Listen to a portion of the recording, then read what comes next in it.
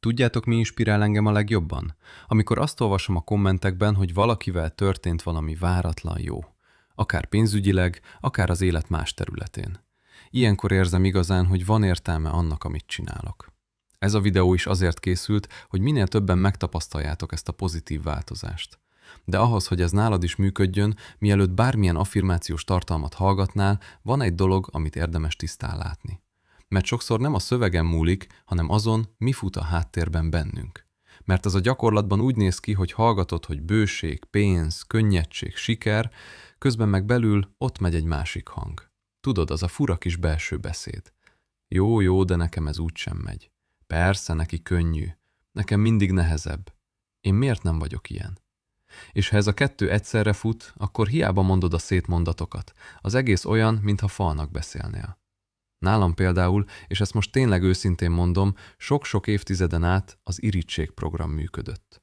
Nem mindig látványosan, nem úgy, hogy nyíltan utáltam volna bárkit, inkább ilyen sunyin, összehasonlítás, feszülés, miért neki, én mikor, meg az a belső érzés, hogy én is akarom, de valahogy nem jön. Mindent magamnak akartam, hogy csak nekem legyen jó, nehogy másnak jusson, nehogy más előrébb legyen. Tudod, ez az én állapot. Lehet, hogy az ember ezt nem mondja ki hangosan, de belül ott dolgozik. És ami a legdurvább, hogy paradox módon minél jobban csak magamnak akartam a dolgokat, a bőség annál inkább távolodott tőlem. Mintha üldöztem volna, és minél jobban futottam utána, annál jobban csúszott ki a kezemből. Minél jobban akartam, annál görcsösebb lett az egész, és annál kevesebb jött. Aztán egyszer összeállt a kép, hogy ez azért van, mert belül végig egy hiányüzemmódban voltam. Arra voltam programozva, hogy kevés van, hogy nem jut mindenkinek, hogy harcolni kell érte, hogy el kell venni, hogy ha másnak jut, akkor nekem kevesebb jut. Aztán rájöttem a titokra. Örülj mások sikereinek teljes szívből. Mert amikor látod, hogy valaki nyer, előre jut, beindul neki valami, és te nem összehúzódsz belül, nem feszengsz, nem savanyodsz meg, hanem képes vagy örülni, akkor a tudatalattidnak azt üzened, hogy bőség létezik. Hogy ez a világ nem csak hiányból áll, hogy a siker nem valami ritka kivétel, hanem egy valóság, ami megtörténik. És ez nagyon fontos, mert ami a tudatalattidban lehetségesnek tűnik, arra másképp áll rá a figyelmed, más döntéseket hozol, más lehetőségeket veszel észre. És figyelj, a korlátozó hiedelmek nem mindig ilyen nagy mondatok, hogy én nem érdemlem meg én csóró vagyok, meg ilyesmi. Sokszor csak apró reflexek. Például valaki sikeres, és az agyad rögtön keres valamit, amivel lehúzza, hogy ne fájjon.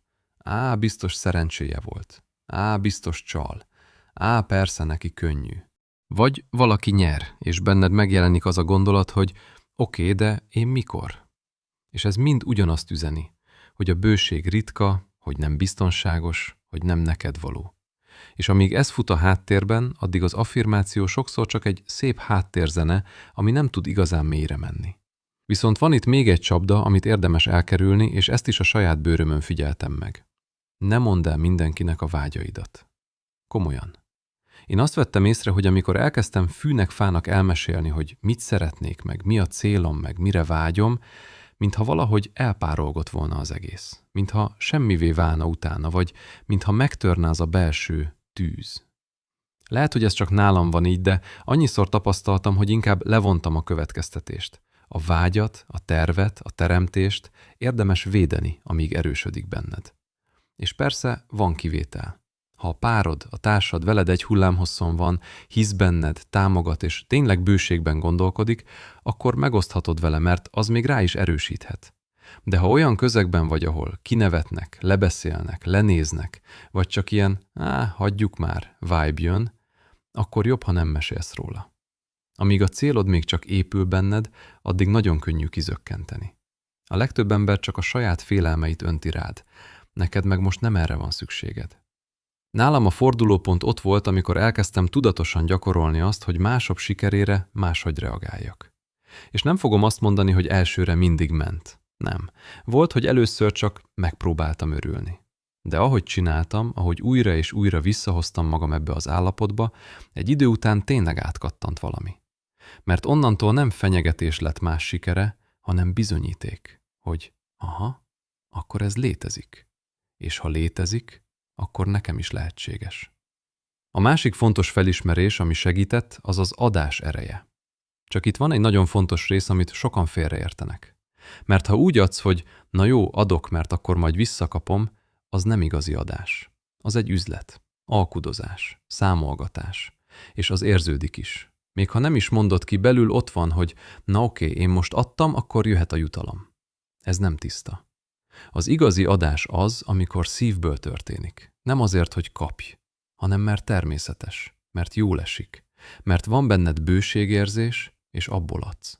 És ezt most azért mondom, mert mióta nektek elkezdtem készíteni a tartalmakat, azóta is rengeteg váratlan szerencse ért különböző módokon. Olyan kis dolgok, meg néha nagyobbak is, amikre nem is számítottam. Mintha a világ visszaintegetne, hogy oké, jó irány. És nem úgy, hogy én leülök és számolgatok, hogy na akkor most adtam, akkor hol a jutalom, hanem csak úgy megtörténik. Legközelebb, amikor látsz valakit, hogy sikeres, hogy nyer, hogy előrébb jut, akár a neten, akár az ismerőseid között, állj meg egy pillanatra. Tényleg csak 10 másodpercre. És mondd magadban, ez bizonyíték, hogy a bőség létezik. Aztán mondd hozzá azt is, és ez nekem is teljesen lehetséges. És küldj neki egy őszinte gondolatot, csak magadban. Örülök neked. Jöjjön még több jó. Ennyi. Nem kell írnod neki, nem kell kommentelned, nem kell előadni semmit. Csak benned legyen igaz. Ez azért fontos, mert amikor utána hallgatod az affirmációt, akkor már nem lesz benned az a belső ellentmondás.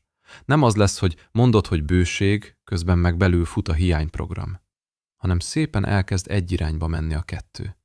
És onnantól az affirmáció tényleg elkezd dolgozni benned, mert nem ütközik falba. Ha ma látsz valakit, akinek összejött valami, meg tudsz állni egy pillanatra, és tudsz szívből örülni? Nem baj, ha nem megy azonnal tökéletesen. Ha ma csak egyetlen ember sikerének tudtál szívből örülni, már nyertél. Ha szeretnél még ilyen mélyebb, őszintébb témákat hallani a pénz és a lélek kapcsolatáról, akkor tarts velem, iratkozz fel, és építkezzünk tovább együtt. Vigyázzatok magatokra!